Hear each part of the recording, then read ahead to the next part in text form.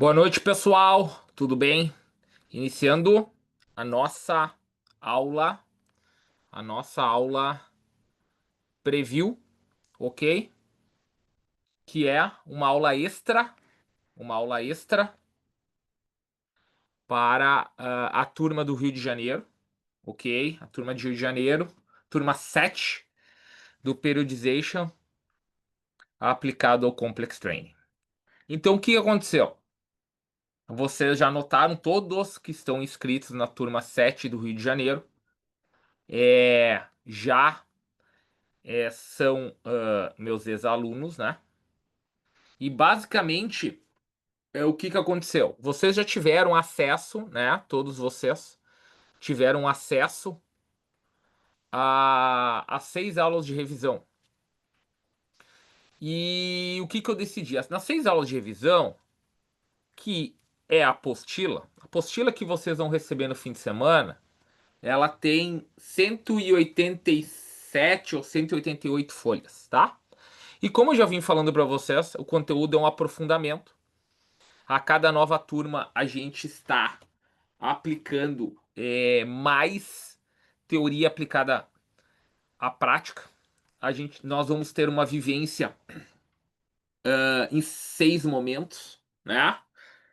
No fim de semana vai ser excepcional, como o feedback que nós estamos tendo, principalmente das últimas 2 turmas.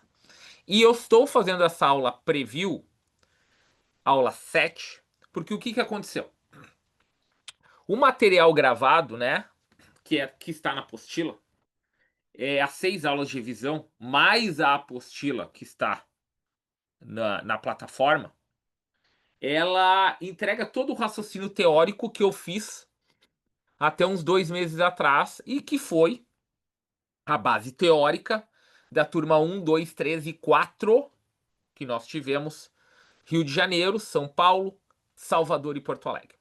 Só que nesse meio tempo, eu, como sempre faço, eu aprofundo o conteúdo, eu faço uma imersão de estudos, né? Eu faço uma imersão nos meus estudos para aprofundar o conteúdo e entregar uma maior, vivência para vocês e entregar mais evidências, né? De um lado, muito mais evidências e também maior facilidade de aplicação prática. Então, o que que aconteceu?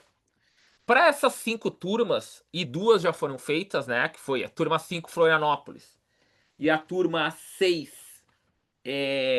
São Paulo. Eu fiz uma aula para essas 2 turmas, uma aula preview, né? E vocês do Rio estão tendo uma aula individual. E daqui 2 semanas eu vou ter as últimas 2 turmas, turma 8 e turma 9, que serão em Caxias do Sul e Londrina, e também vão ter uma aula preview. E essa aula preview, ela foi a adição, né?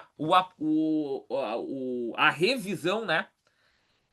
A atualização da apostila em torno de 30 slides que estão na apostila que vocês vão receber, mas não está essa explicação não está nas 6 aulas de revisão que vocês têm. Então, eu decidi, olha, para não chegar lá no presencial, eu vou fazer 1 hora, 1 hora e 15, 1 hora e meia, em que eu vou apresentar isso de forma rápida, porém, para que vocês já tenham o gostinho desse conteúdo que é basicamente é baseado em o porquê dos transfers.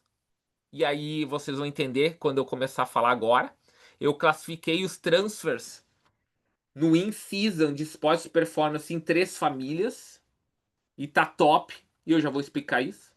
E também um aprofundamento de tendão, principalmente com as novas informações que eu estive agora, tanto em Los Angeles como em Manchester, em 2 congressos internacionais, que eu tive acesso a conteúdo do Anthony Blasevich, do Matt Jordan, do Walter Herzog, né? Esses 3 principais, do Kate Bach, né? Esses 4 principais, do Endan King, 5 grandes pesquisadores de reabilitação, performance, isometria e treino excêntrico, que eu vou comentar um pouco hoje, beleza? Então vocês estão já recebendo uma palhinha para o fim de semana, que com certeza vai ser top. Então olha só, eu para fazer o PDF eu tive que tirar um pouco de slides, né? A questão da homeostase aqui eu vou passar, porque isso aqui, esse conteúdo da homeostase, ó, tranquilo, né? Vocês entendem o positivo e negativo na adaptação. Aí nós temos a questão da adaptação funcional e estrutural do Felix Mearson, também é uma união entre biogênese mitocondrial, energia, oxigenação e biogênese ribossomal, hipertrofia muscular. Isso aí foi a base das minhas 2 primeiras aulas de revisão, né? E aí vocês tiveram acesso à diferença de periodização e programa. Isso aí foi a 3ª aula de revisão. E aí vocês já entendem que a palavra periodização é muito mais um macro, né? Enquanto programação é o meso e o micro, ou seja, programação é a manipulação das variáveis no dia a dia, volume, intensidade, frequência, densidade, duração, complexidade, intervalo recuperativo, e periodização é aquela ideia maior, né? E aí, obviamente, que até a década de 80, ali na aula 3, na aula 4, até a década de 80 estava muito na síndrome da adaptação geral do Rancelli, né? Que era fases, ideias de periodizações mais clássicas, mais estendidas, né? Matveev, né? Platonov, e aí as ideias começaram a ficar mais específicas em programação com o Bondarchuk, com o Ishurin, né? Até chegar no que nós temos hoje, que é a complexidade, principalmente do Franz Bosch e o biológico sistema do Bondarchuk. E aí, lá na década de 80 e 90, com a necessidade da profissionalização dos esportes, muito dinheiro, multicompetições, as competições ficaram estendidas, né? Por 6 a 8 meses, principalmente na Europa, nos Estados Unidos, esportes envolvendo muita merchandising, muita TV, muito dinheiro, muito patrocínio, salários muito altos. Então, hoje, com o streaming, com a TV, com assinatura, nós temos que ter domingo, domingo, ou domingo, quarta, domingo, e tem esportes que americanos que até 2, 3 dias consecutivos para um dia de folga. Aí, vocês notaram que eu expliquei que o grande novo planejamento das programações, por isso que tem gente que fala, periodização não existe, mas enfim, a ideia existe, mas a gente aplica dia a dia, né? Então, obviamente, e aí tá aqui, ó, que o conceito do tapering é um conceito que a gente aplica muitas vezes numa competição alvo. Então, assim, eu vou me preparar para um campeonato de, de atletismo, de natação, ou até um campeonato por equipes, mas é um campeonato que é 3, 4 dias ou uma semana, então eu vou me preparar 4 meses. Então, a gente acaba organizando períodos, etapas, né? Fases adaptativas, e aí muitas vezes a gente acaba aplicando no início uma fase mais estrutural, de força, de hipertrofia, de fôlego, e vai chegando perto do campeonato. Nós vamos aplicar um tapering, que é basicamente diminuição do volume, manutenção da intensidade para chegar performando. E isso cada vez mais está, entre aspas, em desuso, principalmente na realidade do esporte amador, do esporte profissional e no Brasil dos esportes multicompetições. Dessa maneira, todo esse conteúdo está nas aulas de revisão. O tapering, entre aspas, ele é aplicado muitas vezes em alguns momentos estratégicos de uma super competição. Porém, o conceito que foi explicado em Los Angeles, foi explicado agora em Manchester, a maioria dos esportes hoje estão adaptando essa forma de aplicar os exercícios. Isso está conceituado na literatura ali em torno de 2020, então tem 5, 6 anos, que é a ideia do microload, microdose, que nada mais é do que uma forma de manter a intensidade, né? Manter a intensidade ideal, porém diluir o volume em sessões mais curtas, tá? E essas sessões mais curtas, elas são fantásticas, né? Por quê? Porque hoje se sabe que sessões muito longas e exaustivas, elas mexem principalmente no acúmulo de fadiga, principalmente fadiga tecidual e metabólica, né, muscular e metabólica, e acabam abrindo uma janela de recuperação que a gente não quer, ou seja, aquela inflamação tardia que acaba sendo um risco de lesão e também um risco de queda de performance, porque eu não consigo me recuperar do treino. Então, quando se entende que se pode aplicar treinos um pouco mais curtos e intensos,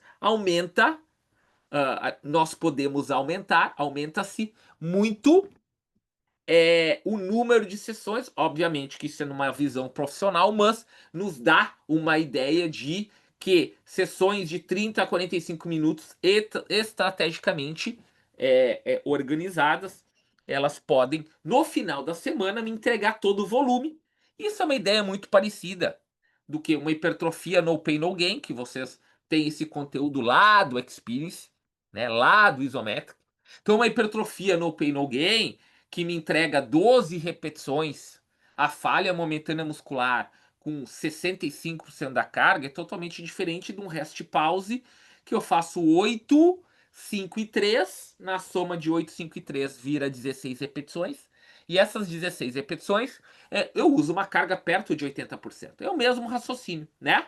Eu diluo em períodos mais curtos, eu estresso menos o organismo, então menos cortisol, né? Menos fadiga excessiva e mais picos de texto, ok?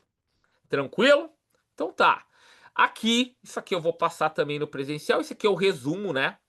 Do Experience. Então eu vou passar sábado de manhã. Então, temos isometria Eldon, temos overcoming, temos os híbridos do Natra, temos os ângulos, né, das isometrias, tanto Eldon como overcoming. Isso aqui é uma colinha, né? Todo professor tem que decorar ou ter isso, porque o ângulo da isometria é a mesma, né? Tanto no Overcome como no Yelden, nós vamos passar isso na prática também. Aqui tem os excêntricos, né? Os excêntricos máximos, os fast eccentric de aceleração e desaceleração, interessante para movimento, né? Vou falar daqui a pouco. O EQI como uma forma de excêntrico inteligente, que é um excêntrico até 90 graus, né? Em que eu não chego a arrebentar, eu não chego a arrebentar tanto a fibra, né? Então, um excêntrico interessante. E aí, o heavy slow, que é o principal excêntrico hoje, colado com o Yelden, hipertrofia seletiva, né? Rest pause e cluster, hipertrofia limpa, né? O frente contraste, que é o principal método, né, usado na nossa prática, tanto de Yelden como de overcome, ou seja, começo com neural, termino com gesto motor, no meio eu tenho pliometria ou potência, eu vou falar daqui a pouco, e as únicas 3 formas hoje de conseguir trabalhar qualquer condicionamento, né? A gente chama de AGT, o intermitente, porém, outras escolas europeias, ocidentais, canadenses, americanas, né? Da Escandinávia, usam outro nome, né? Limpo ou sujo, né? Intermitente ou intervalado, e somente muda o nome. Então, ou a gente fez uma atividade limpa até 8, 10 segundos e vamos descansar 1 para 5, né? Então pode ser 8 por 52 ou 5 por 25. A relação work-rest fica 1 para 5. Ou eu vou numa tolerância ao lactato entre 30, 45, 60 segundos, talvez 90, e vou descansar 4 minutos. Então é um lactato, mas tem uma recuperação quase completa, né? Ou eu vou para o lactato extremo, né? Que é 1 para 1. Então eu tenho um limpo e 2 sujos. Um sujo com um pouco de inteligência e um sujo extremo, tá? Então é isso. Aí, aqui é basicamente se eu estou em reabilitação e eu estou em hipertrofia, e isso é a prática nossa, eu vou falar tanto no presencial que você não sacou isso na cabeça, tá? Então vamos lá. Se meu atleta tá machucado, vou pegar o músculo-alvo, beleza? Tá lá. Tendinopatia de joelho, tendinopatia de ombro, tendinopatia de tornozelo, lesão de estiramento de adutor, lesão de estiramento de posterior, lesão de estiramento de alguma musculatura do ombro.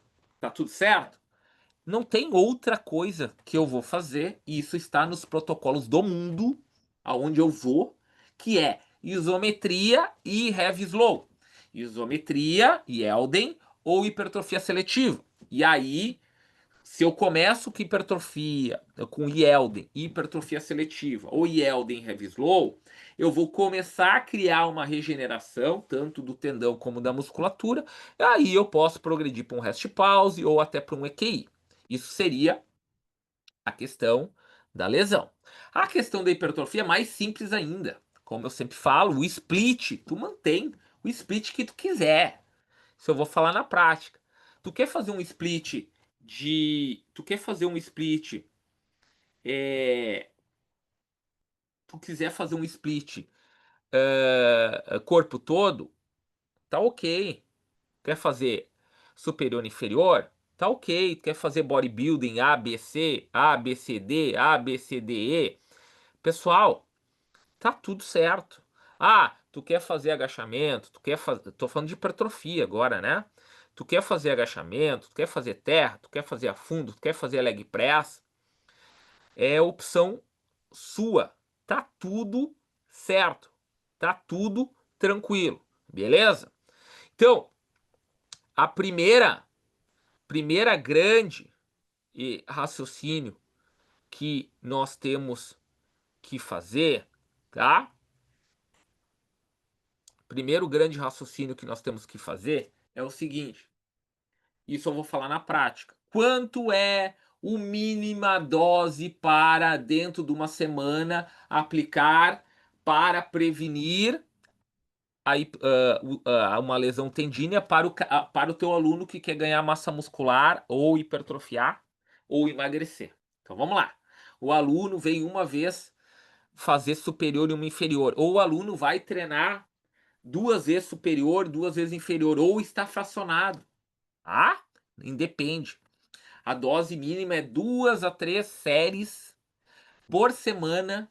É a dose mínima. 2 a 3 séries, uma vez por semana no músculo-alvo, em um exercício, aplicando a isometria Yelden. E aí a minha recomendação do Yelden não é a direto de 20 a 30 segundos, é a fracionada, né? Por quê? Porque o rest pause eu consigo usar mais carga, a isometria com mais carga faço 2 de 12 segundos, 3 de 8, 5 de 5. E, senhores, aonde eu vou no mundo, aonde eu escuto, aonde eu oriento, aonde o físio me liga, onde o personal me liga, onde o preparador físico me liga, em qualquer cenário, vai dar certo.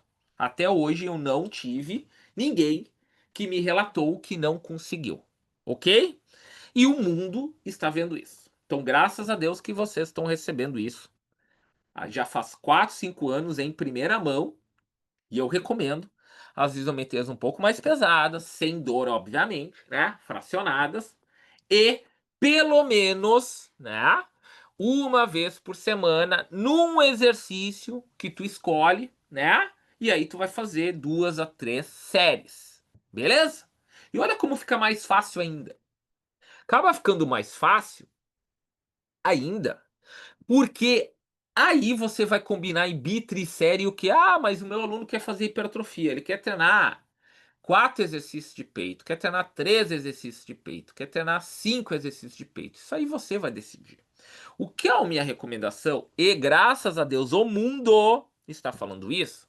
Eu, nas aulas de revisão, falei que em fevereiro, em Copenhague, o Brad Schoenfield, o top 3 do mundo pesquisador de hipertrofia máxima, falou que ele recomendava 60% do volume semanal por músculo sendo aplicado no pain no gain e os outros 40% limpo em mecanotransdução. Eu sou um pouquinho mais fácil de controlar. Eu falo meio a meio, 50 a 50, tanto dentro da semana como escolhas de semanas, né, dentro do mês. Isso a gente vai fazer na prática, tá? E aí tem mais uma informação que eu vou falar para vocês. O treinador Fabrício Pacholoc, de Curitiba, que é o treinador do brasileiro Mister Olímpia ali da Classic, que é a segunda competição mais importante, que treinou o Dino e também que treinou Landford, desculpe, Landford, que é o atual Mister Olímpia, ele treinou os dois. Ele, num podcast, falando que ele teve que sim modificar, principalmente na reta final, no último mês, né?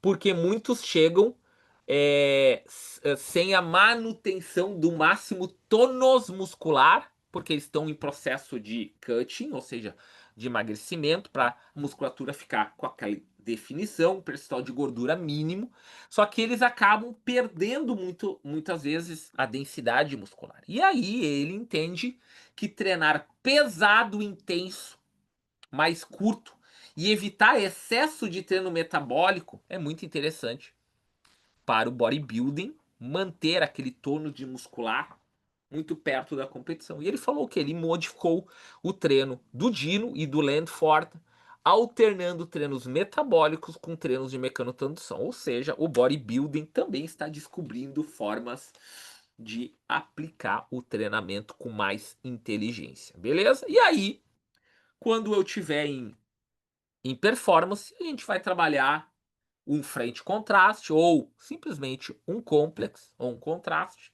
Primeiro exercício overcoming, não tem erro. Terceiro exercício, gesto motor, ou quarto exercício, gesto motor geral, correr, pedalar, ou específico, gesto motor da modalidade. Nós vamos fazer na prática.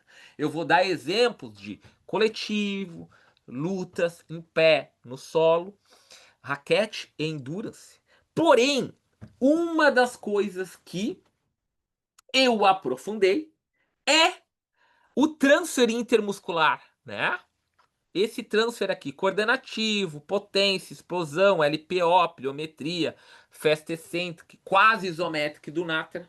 E essa é a parte, primeira grande parte nova que eu quero chamar a atenção para vocês, tá? Então vamos lá. Eu vou direto aqui, ó, aonde eu tinha parado. Vocês se lembram que eu parei e vocês vão ver na prática.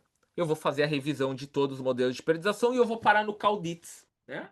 Calditz. Isso aí eu falei, eu acredito que eu falei na aula 5 ou 6 das aulas de revisão que vocês têm acesso, tá? Eu vou parar no Calditz. E aí, vocês se lembram que quando eu paro no Calditz, eu falo que ele é um cara que me chamou muita atenção, híbrido.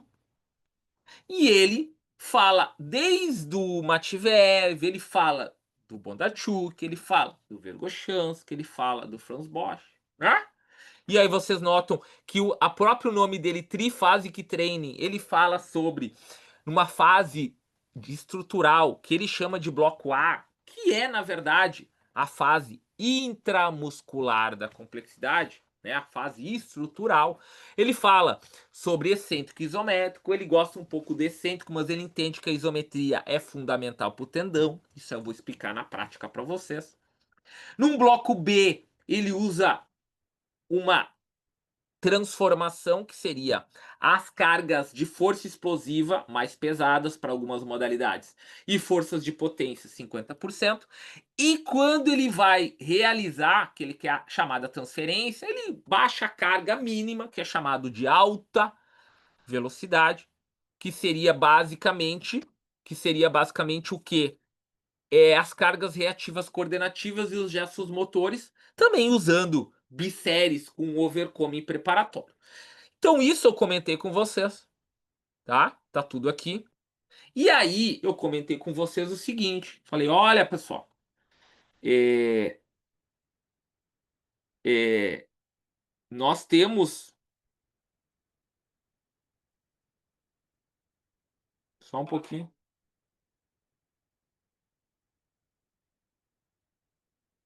Então nós temos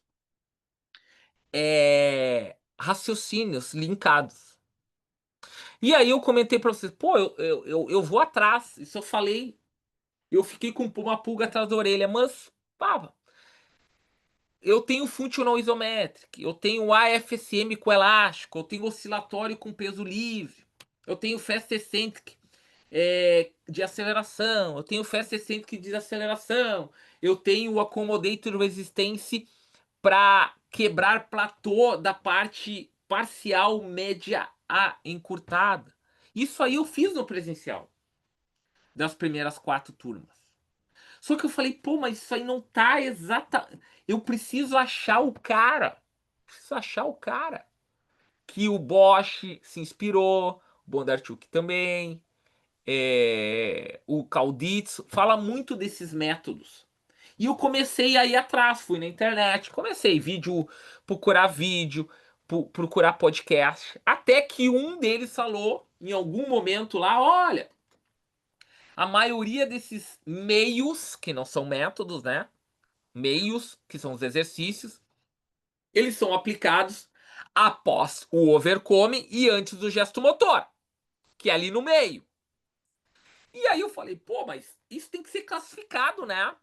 Essa força explosiva, essa potência, essa reatividade, que não é overcome e não é o gesto motor, porque tem carga externa. Alguém estudou isso aí. E eu achei o Dietrich Buchenholz, chamado DB Método, que tem um livro em 2004, eu consegui esse livro, e ele separa as formas e ele chama de neurodinâmico, ou seja, o cérebro e a musculatura eles trabalham em conjunto para, entre aspas, criar a melhor forma de adaptar ações concêntricas, isométricas e excêntricas.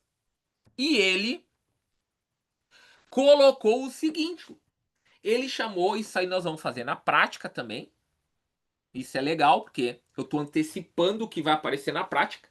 E ele colocou o que? Neuroduration, como as cargas ali acima de 60%, 70%, que para nós é chamado força explosiva, RFD, pesado, né? Potência com carga pesada. Neuromagnitude, que é essa carga ali de 50%, 60%, que é a potência. Todo mundo sabe que a carga de potência é uma carga intermediária. Não é leve, mas não é pesada. E neurorate, as cargas abaixo de 30, 40, 30, 20%, que são a máxima coordenação individual. Ok? E aí, isso aí é a primeira coisa que eu vou mostrar, só citar para vocês, né? E também fiquei mais feliz, por quê? Porque ele dá ênfase. Ele chama de zona anaeróbica de resposta até 10 segundos, que é o antiglicolítico limpo. Anaeróbico de reserva, que é as zonas de lactato baixa e alta, que seria de 9 a 25 segundos, ainda é uma zona de tolerância. E de 25 a 40 a zona extrema. E acima disso, zonas aeróbicas, ou seja, até principalmente anaeróbica até 9 segundos e anaeróbica de 9 a 40 segundos, ele coloca aqui Quando eu for fazer reatividade coordenativa, eu fique só até 10 segundos. Quando eu for fazer potência, eu fico até 9 segundos, mas às vezes eu posso ir até 25. Mas quando eu for fazer o neuroduration, sim, eu posso ficar até 9 segundos, mas eu posso ir até 25 e até 40 segundos. Então tu começa a entender que os meios e métodos respeitam as formas mais limpas e sujas também, não só na hipertrofia, não só no ganho de massa muscular, mas também na conexão músculo-tendão para que eu ganhe respostas de contração rápida, que a gente chama de potência ideal do gesto motor específico, através das fibras tipo 2, que é por isso que a gente treina, ok? Aí, aqui tem o VBT, né? Se eu quiser, e eu vou falar lá na prática também, olha pessoal, o futuro é o controle desses meios com um VBT, alguma forma de controlar a velocidade, para mim ver se eu botar uma carga para fazer potência e o peso mexer entre 0,5 e 0,8 metros por segundo, eu tô com uma carga de neuroduration, força explosiva. Se eu botar um peso, eu conseguir manter entre 0,8 e 1,2 metros por segundo, eu tô com uma carga de neuromagnitude, potência. E se eu mexer isso e o peso andar em 1,2, 1,5, 2,0 metros por segundo, a carga é mínima e eu estou gerando reatividade coordenativa, máxima reatividade, ou neuro rate. E aí começa a ficar legal, porque eu coloquei aqui, ó, e eu tô chegando nisso para vocês. Aqui, ó. E aí eu coloquei e eu separei.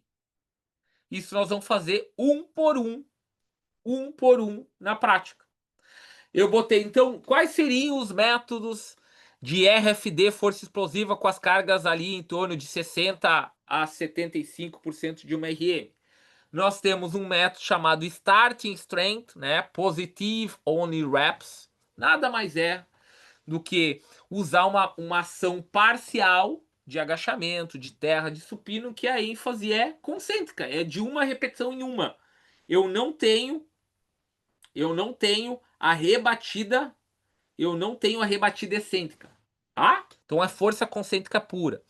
Também tem o método pliométrico AEL, Accentuated Eccentric Load, que vocês já viram na internet, né? Que é assim, o cara tá com uma barra, com, vamos lá, com 40 quilos de cada lado na barra. E no final, ele botou mais 10 quilos de cada lado. E tem um strapper, um stripper, um releaser, que quando ele desce numa repetição do agachamento pesado, o peso, ao eu descer, ele encosta no chão e desacopla. Então, como a ação excêntrica é 30% mais forte que uma ação concêntrica, eu faço uma repetição, eu desço, vamos dizer, com 90%, e eu subo, porque eu sou mais fraco na subida, com 85%. Beleza? Também vamos mostrar isso na prática, e a gente pode usar com esse releaser, e a gente tem muitos vídeos disso na internet, ou dois professores ficam ah, do lado da barra e quando descer na ação excêntrica, tira os 10 quilos e sobe com menos peso. Aí a gente tem outro treino que pode ser feito com elásticos e também com correntes, que também vocês veem na internet, chamado de Accommodated Resistance ou método de aceleração compensatória. É mais comum vocês verem os elásticos acoplados na barra, basicamente. Alguns exercícios, os principais, tipo agachamento, terra e supino, nós temos um perfil de carga externa decrescente, ou seja, quando começar a fase concêntrica e eu atingir a metade da amplitude, dessa metade da amplitude para a posição totalmente encurtada, a carga vai voltando para o eixo, então vai ficando mais fácil. Então eu perco em torno de 30 a 35% de tensão. Então eu colocando um elástico, uma corrente, eu ao subir e finalizar, o elástico deforma e a corrente ela desenrola e fica criando uma carga maior para a barra. Então também vamos fazer isso na prática, é bem legal e é bem simples de fazer, tá? Nós temos o Functional Isometrics, que é um híbrido. Basicamente, ele é uma isometria overcoming com peso na barra. Vocês se lembram? Vocês se lembram que a isometria overcoming em comprimento ótimo, ela é direto na barra, né? E o Yelden é segurando um peso, ambos em comprimento ótimo. Só que o functional isometric é para atletas que precisam melhorar principalmente a impulsão saindo de amplitudes média a alongada. Então, principalmente para quem precisa saltar, quem precisa arrancar muito forte, quem precisa de reatividade. Então, o overcoming é feito na gaiola com a barra e um pouquinho de peso, 10, 20 quilos na barra, e a amplitude ela não é em comprimento ótimo, ela é do médio para o alongado. Então, é para quebrar platô. Também vamos mostrar na prática. É muito usado para atleta de elite, tá? Aqui nós temos os oscilatórios. Então já grave, toda vez que aparecer oscilatório, a ação ela é parcial alongada com peso. E aí pode ser um peso moderado, não muito pesado nem muito leve, tá? E toda vez que aparecer elástico no parcial é chamado AFSM. Então AFSM é com elástico. Oscilatório é com peso, moderado e leve. Então, o moderado entra no neuroduration, tá? Indo para neuromagnitude, a gente tem algo que também mais simples de aplicar, um pouco mais simples que o neuro duration, que é mais pesado, que é, primeiro e segundo, são os chamados fast eccentric, né? Chamado fast eccentric, ok? O primeiro e o segundo, tá? Então, no Experience eu falei sobre isso, né? No Experience vocês receberam vídeos sobre isso e eu fiz na prática e a gente vai mostrar de novo, porque são métodos que estão sendo aplicados e tem uma conexão muito top com a transferência do gesto motor após o overcome. Então vamos lá, vou pegar o agachamento. Eu quero fazer um fast eccentric usando uma carga de menos de 30% para não arrebentar a fibra. Então eu pego no agachamento um par de halteres do lado do corpo, desço rápido, ação excêntrica rápida, largo o peso e salto vertical. Eu largo o peso e salto, tá? Isso seria aceleração. E para desaceleração, eu uso o mesmo peso, mas eu não largo o peso. Eu só bato o pé contra o solo, faço uma reatividade de desaceleração e freio em comprimento ótimo. Isso seria as cargas moderadas de 30%, 40%. Tá? 30%, 40%, às vezes até 50%, mas a sugestão é que não exagerem na carga. Aí a gente tem os saltos, né, das caixas, chamado salto profundo do Vergochansky, né, de 30 a 75 centímetros, né, a gente vai mostrar na prática que é um método para gerar neural drive, e também temos os saltos contra movimento jump com cargas não muito pesadas, também cargas de 30, 40%, né? Por isso que é neuromagnitude, diferente de cair da plataforma do depth jump, que é neural drive, né? O contra movimento jump com barra nas costas leve e também com pesos do lado do corpo são métodos que trabalham muito o ciclo estiramento e encurtamento, né? Stress shortening cycle, para trabalhar a reatividade coordenativa. Então, também a gente chama isso de pliometria, ok?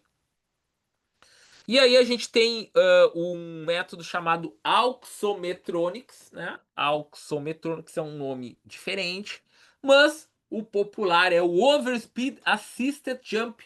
É aquele que eu amarro um CrossFit Band em cima da gaiola, ou até amarro ele na parte superior de um crossover e faço saltos reativos em que eu estou amarrado com a CrossFit Band embaixo dos meus braços ou até segurando com as mãos, e essa reatividade é chamada de overspeed, ou seja, uma velocidade acima do teu natural assistida, tá? Também é um método muito bom para a gente fazer ali depois do overcome e antes do gesto motor. E o último seria os métodos com cargas mínimas. E aí, todas essas aplicações entram na parte coordenativa do Franz Bosch da complexidade, chamada reatividade coordenativa, porque a carga externa é mínima, é 30, 20, 10%, né? Aí eu tenho o AFSM, que é que são os parciais com elásticos, que vocês veem na internet. Nós temos os starting strength com cinto de tração, né? Com amarrado num cinto, amarrado num CrossFit Band, ou empurrando ou puxando sleds leves, ou até combinações de pliometrias e aceleração, desaceleração, mudança de direção e até atingir picos de velocidades, basicamente usando a reatividade do solo, né? E por último, eu tenho um método que eu uso bastante, que seria a pliometria para o membro superior, chamado de reflexive rebound. E também eu vou mostrar para vocês na prática. Pense em uma elevação lateral, que eu pego um halter de 4 a 6 quilos e eu faço o seguinte: eu tô segurando esse halter na elevação lateral bilateral de ombro, né?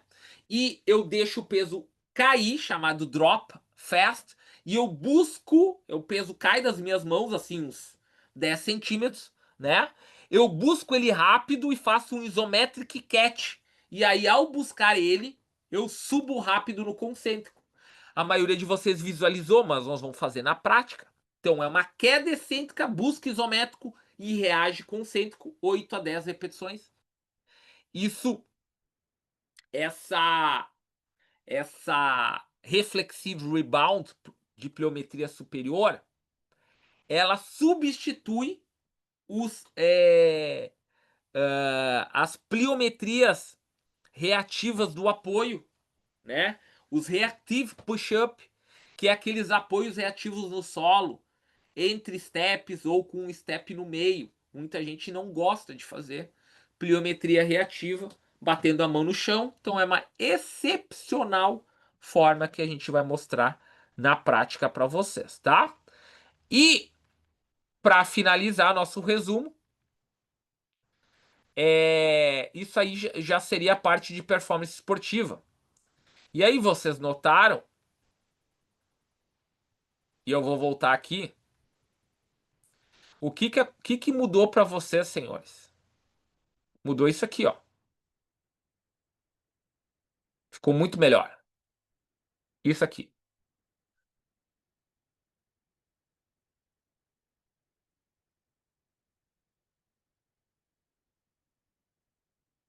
Isso aqui ficou muito melhor, senhores. Isso aqui. Ficou mais organizado. Ficou. Cara, agora é só vocês escolherem, entenderem a modalidade. Primeiro é overcome. Aí o segundo e terceiro eu vou escolher. Eu tenho o Neuro Duration, mais pesado, força explosiva. Eu tenho o Neuromagnitude, potência. E eu tenho o Neurorate, coordenação reativa. Aí eu escolho um ou dois exercícios no meio. E no último eu pego o gesto motor geral ou o gesto motor especial e faço o sistema energético para condicionar. E aí está montado o meu complexo mais perfeito possível com o que a gente tem na literatura hoje. E No sábado de manhã e à tarde, eu vou falar, senhores, sobre tendão. Aí você não fala para mim, pá, professor, mas o senhor já explicou tanto de tendão, né? O senhor explicou tendão, você explicou tendão, é... explicou tendão no ISO 1 e principalmente no ISO 2. Sim, eu expliquei. Eu expliquei tendão no ISO 1 e expliquei tendão no ISO 2, principalmente no ISO 2. No Advanced Experience eu falei de tendão. Nas aulas de revisão do Periodization eu falei de tendão. Quando nós fizemos a prática de Yelden com o Heavy Slow, eu falei toda a explicação do Kate Bar, toda a explicação do Stress Relaxation, toda a explicação do Stress Shielding, como o tendão adora isometria em comprimento ótimo, como ele renova as fibras de colágeno. Porém, o pessoal está estudando muito sobre tendão. E aí, eu vi o conteúdo do Herzog, novos conteúdos, assisti conteúdos novos do Anthony Blasevich, saiu publicações agora que eu tive acesso, né? Tive agora aula com o Kate Barr em Los Angeles e também agora com o Matt Jordan, com o Matt Jordan em Manchester, e ambos, né? Ambos, o Matt Jordan, ele é o Matt Jordan foi, e eu não sabia disso, o Matt Jordan foi orientado na sua tese de PhD pelo Walter Herzog, e aí o Matt Jordan, e aí por isso que eu falo que o que eu tô entregando de compras para vocês tá o que vai estar sendo publicado o ano que vem. E olha a informação que eu vou passar. O Matt Jordan, que é o cara hoje que mais estuda excêntrico no mundo, excêntrico, então é músculo tendão, né? É mecanotransdução. E ele vai publicar agora em 2026 um artigo e ele já passou os dados para nós. Olha que interessante que eu vou falar para vocês. Como nós temos que tomar decisões coerentes, inteligentes para a nossa necessidade. Então vamos lá, olha o que aconteceu. Ele testou uma RM de força isométrica máxima, força máxima, isométrica máxima, e correlacionou, né, que quanto mais uma RM eu tenho, eu consigo que isso, entre aspas, seja usado em potência ou tenha uma correlação positiva em torno de 65%. Então, meio óbvio, né? Pô, então treinar neural pesado me ajuda a ter potência, força explosiva, aceleração, enfim, 65%. Só que ele falou o seguinte, pô, aí eu testei uma RM excêntrica máxima. O que é uma RM excêntrica, senhores? É o treino neural excêntrico lento. Se lembram que no Isometric 1, o que eu falo para vocês? No Isometric 1, no Isometric 2 eu falo de novo. No Experience eu falo de novo. Eu falo que a adaptação excêntrica máxima lenta pesada, ela é crônica, vai levar 2 a 4, 5 semanas para reorganizar o músculo tendão. Por isso que a complexidade odeia excêntrico pesado e lento e prefere isométrico em comprimento ótimo pesado, porque ele em 3, 6 horas, no máximo 24 horas, vai estar pronto para fazer transferência para movimento. Dito isso, senhores, ele testou um RM neural pesado lento e tentou correlacionar para o que mais se estuda hoje. Nós vamos ter prática disso. E eu vou dar uma colinha de programação para vocês. Em cima dos estudos de prevenção de lesão, principalmente do joelho, em desaceleração, em vetor horizontal, que é como o cara machuca o joelho, principalmente horizontal. chamada de desaceleração excêntrica. Isso é quando a gente programa exercícios para esportes performance. E a desaceleração excêntrica, ela só tem uma correlação de 5% com uma RM excêntrica máxima. Isso quer dizer o quê?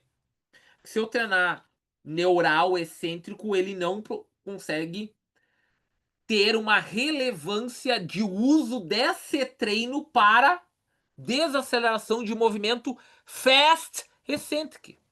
Só 5%. E que nosso amigo teórico PhD, Matt Jordan, meio sem muito,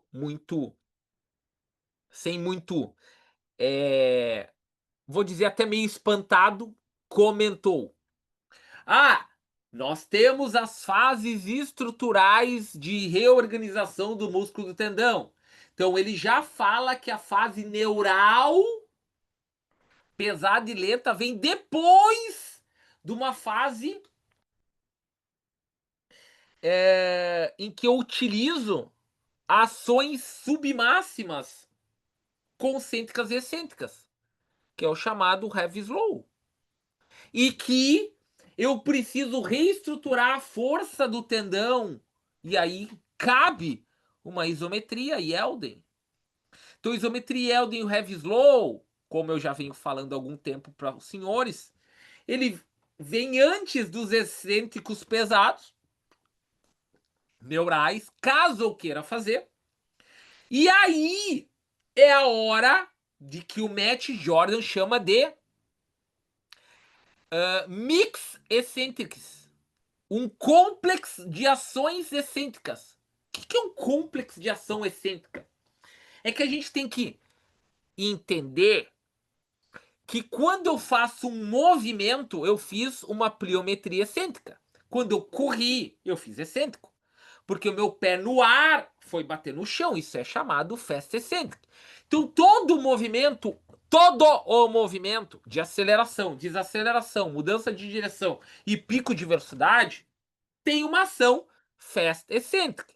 E ele fala que ao aplicar um complexo, um mix de ações excêntricas, é interessante ter uma ação neural, e aí eu posso fazer isometria overcome, eu posso fazer um excêntrico híbrido, um EQI, eu posso fazer um heavy slow, olha só, overcome, EQI, e aí executar ações coordenativas gerais ou especiais de movimentos fast, excêntrico e coordenativos. E é isso que o mundo hoje está entendendo como prevenção de lesão. Então, o tradicional só faz o excêntrico pesado e lento e vamos prevenir lesão não é a melhor forma de aplicar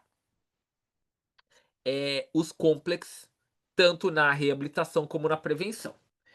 Só que eu fui atrás de mais informações, principalmente do Blasevich, do próprio Natera e esses artigos novos aqui que estão citados. E eu descobri uma palavra muito importante, que é a chamada Muscle Dampening Effect.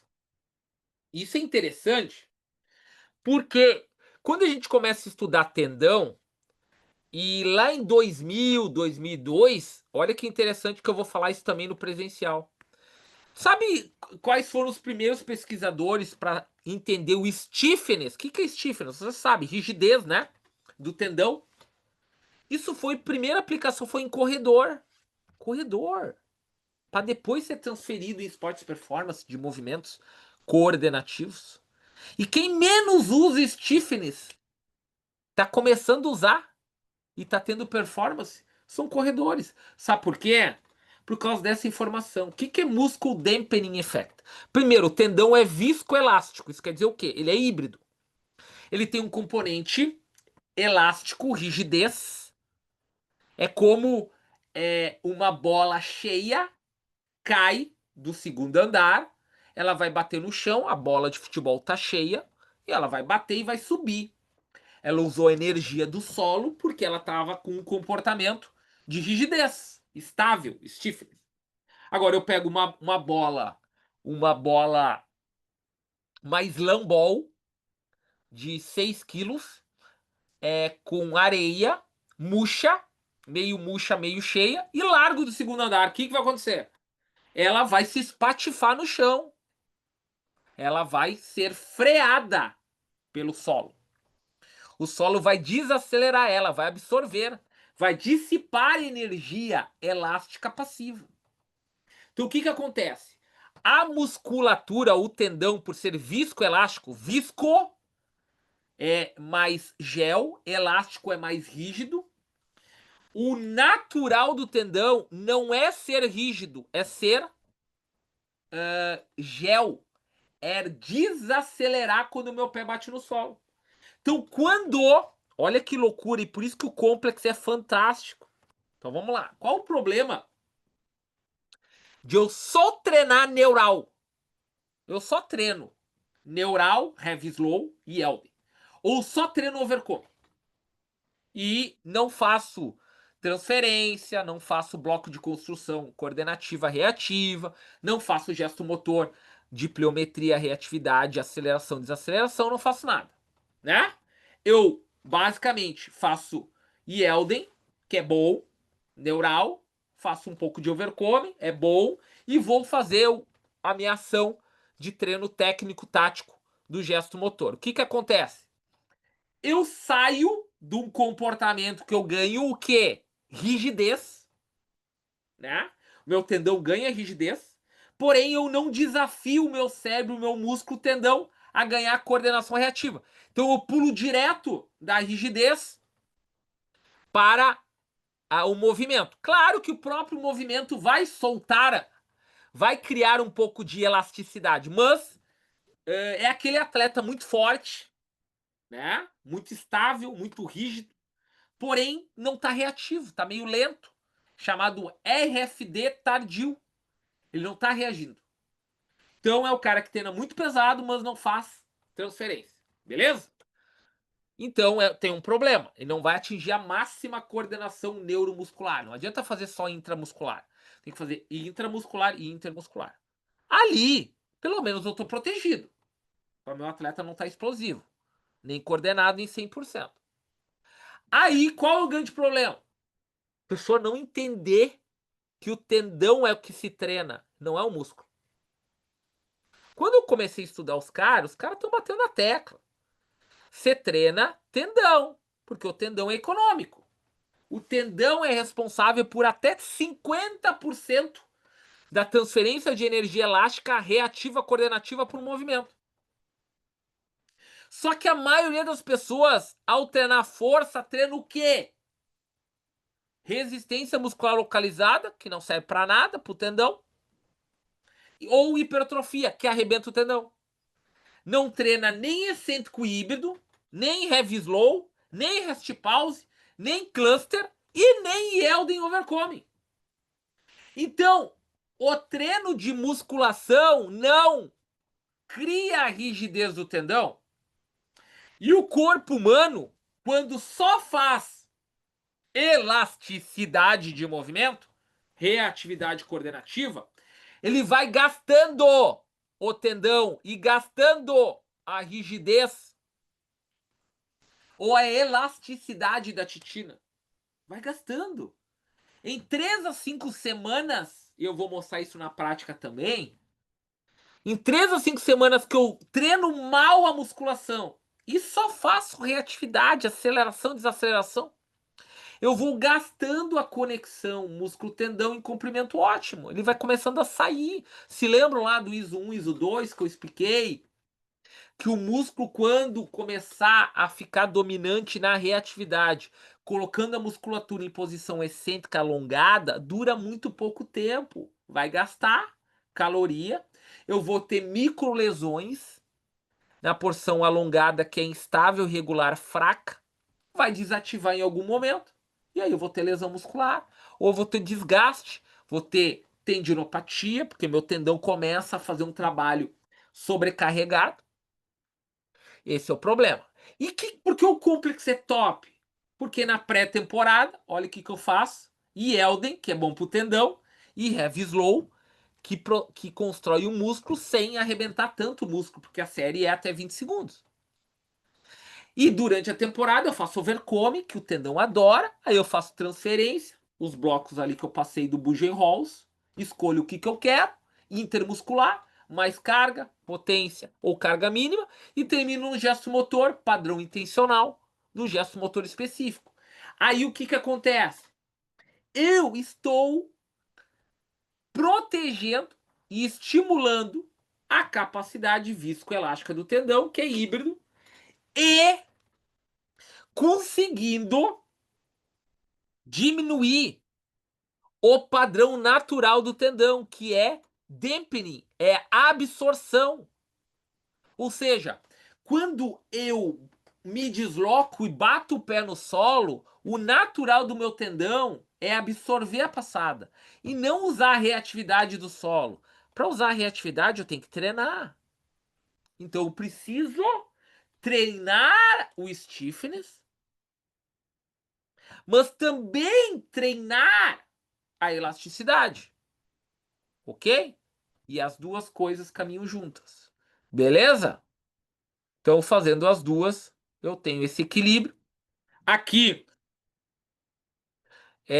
nos outros slides, eu tenho as explicações.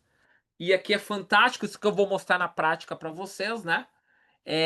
Já está conceituado, né, que o efeito chamado spring-like, efeito de mola, ou catapult mecanismo, é o efeito em que ele só ocorre, esse efeito de até 50% de elasticidade do tendão, se o músculo ficar em comprimento ótimo por milissegundos para o tendão fazer o recoil. Isso é o efeito. Isso é maximizado com treinos neurais ou treinos em comprimento ótimo, para que a titina, né, consiga ter esse comportamento com a actina e miosina. Se lembram lá do artigo do Herzog, o artigo do Nishikawa, chamado de Winding Filament Theory, dizendo sobre o acoplamento da titina com a actina e da titina com a miosina em comprimento ótimo para causar estabilização do atrator. O que é o atrator? É o tendão e o músculo absorvendo essa energia elástica. E o que é a flutuação? É a variabilidade coordenativa dos movimentos da modalidade, que eu vou ter vários ângulos favoráveis para criar potência, reatividade, coordenação, né? Para que o meu cérebro antecipe movimentos e eu tenha maestria coordenativa, ok? Então essa é a parte do tendão. E aí,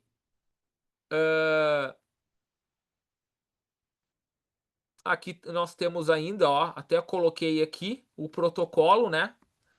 Que uma ideia para a gente finalizar essa aula de revisão de hoje, uma ideia tanto apresentado na Dinamarca em fevereiro, como agora no Strength and Power Conference, que foi em Manchester agora no mês de outubro. Então, eu tô com algum problema músculo-tendíneo, eu vou ter uma ideia inicial de Elden com Heavy Slow. Aí eu posso ir para ações excêntricas puras ou híbridas. No momento que o Elden com Heavy Slow reconstruiu a estrutura musculotendínea, eu desafio com excêntrico, aí eu vou para os overcomings e reatividades, pliometria, festa excêntrica, aceleração, desaceleração, reatividade do solo, né? Qualquer tipo de aceleração com carga mais pesada ou mais leve. Quando eu terminar isso, eu vou para questões mais de gesto motor, né? Em que a máxima reatividade coordenativa é atingida até chegar no meu na execução perfeita que eu tenho, e eu estou daí de volta a toda a atividade da minha modalidade, beleza? Então, galera, voltando aqui, a aula foi gravada, tá? Já vou disponibilizar para vocês hoje mesmo ela, tá? Hoje, no máximo amanhã de manhã. E essa vai ser a nossa dinâmica do presencial. Nós vamos ter, basicamente, uma revisão da apostila teórica até perto das 10, 11 da manhã. Já entramos na primeira parte prática, que é tendão. À tarde, hipertrofia. Entro nas explicações novas do Dietz e do Bugenholz para performance. Aí organizamos a performance de esporte coletivo. Já estamos no domingo. Aí tem meios e métodos especiais que eu não falei aqui, que eu vou falar das programações de coletivo, esportes de raquete. À tarde, endurance, esportes de luta, luta em pé, luta no solo. E aí nós vamos ter as 7 vivências práticas de programação e correção. Isso é muito a troca mais importante da nossa mentoria, porque todo mundo vai conseguir entender, programar e vivenciar. E também vocês vão participar de execuções em grupos, tá? Que a gente vai direcionar. Essa nós montamos para vocês. Então vai ser muito legal nosso presencial do final de semana. Valeu? Alguém quer fazer alguma pergunta, algum questionamento? Se não, me despeço e até o final de semana. Valeu, obrigado.